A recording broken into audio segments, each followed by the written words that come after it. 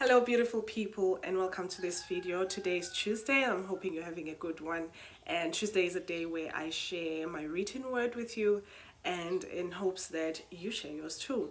And also it just feels good to be able to speak behind the words, because I've had this, what I'm sharing with you today, on Instagram for maybe 2 years now, but I've never been able to express to myself, and also to whoever is watching, to express myself on what were the thoughts behind the words. And it feels good to be doing that, and that's what this video is about today. Before I get into that, I do want to invite you to a beautiful, wonderful online retreat that is meant to be soul reviving, heart happy, and all of these beautiful things.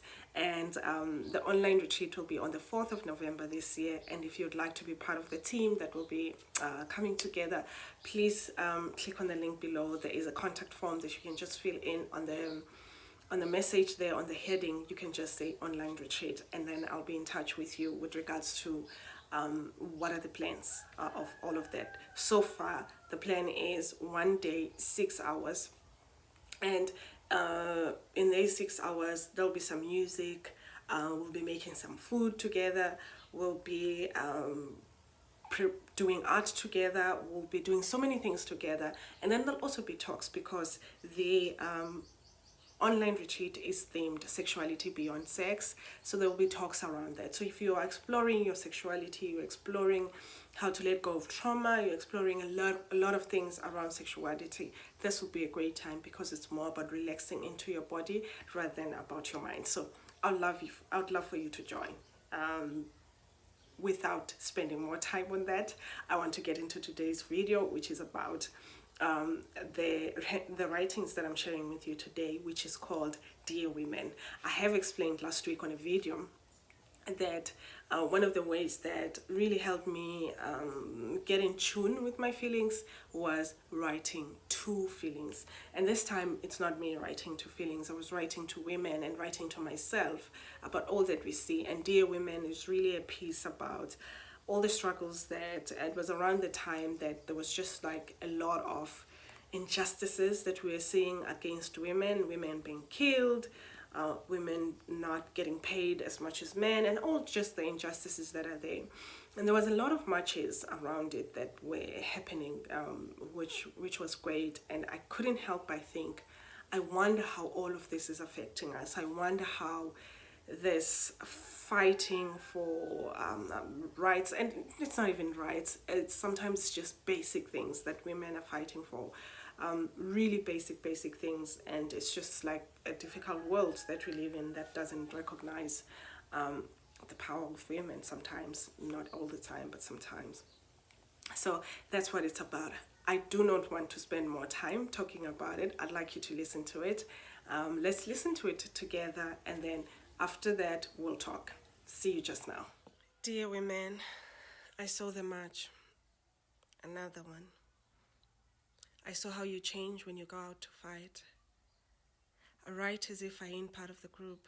I am. I'm hoping for a different perspective through this letter. One that doesn't strip you of the softness that make you flow. I sit here hiding behind this keyboard with nothing but hopes. I'm hoping this war doesn't leave scars on your pretty face. I'm hoping this fire to burn the enemy doesn't leave a stench on your hair. I'm hoping this screaming to be heard doesn't crack your soothing voice. I'm hoping this anger doesn't affect the breast milk. I'm hoping you stay soft. I'm hoping you remember softness isn't weakness. I'm hoping you notice strength isn't what makes you shine. I'm hoping you never stop dancing. In all my hopes, I hope nobody ever tells you how to be. I hope they can see that chaos isn't madness. I hope the world notices that you're grown. I hope they see that emotion isn't inferior. Most of all, I hope they see you. Scratch that. I hope you see yourself as clearly as I see you. Love, T. It feels like every time I am listening to it, it feels like I'm listening to it for the first time, because it's so healing for me to hear these words. I read it for myself, and I hope it's healing for you, even if you do not identify as a woman. But I hope it's such a healing thing to hear what we go through and what's going on. But it's definitely healing for me. And there are some pointers that I wanted to touch on with regards to women to fighting for themselves. As you could see, that the focus here for me wasn't focusing on the injustices, it was focusing on the woman herself, and the things that what could happen to her.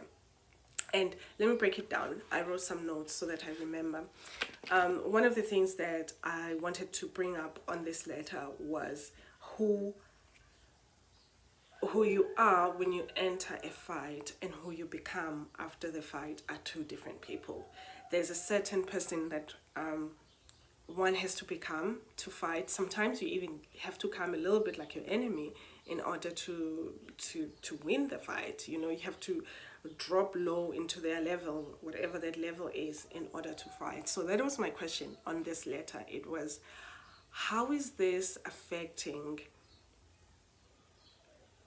who you are? Does this change? And there's a line there where I say, I hope you stay soft. I hope the fight doesn't make us feel like we need to be like men. I hope the fight, and I'm using gender very loosely here, I hope the fight doesn't make us feel like we need to be more masculine or we need to be stronger.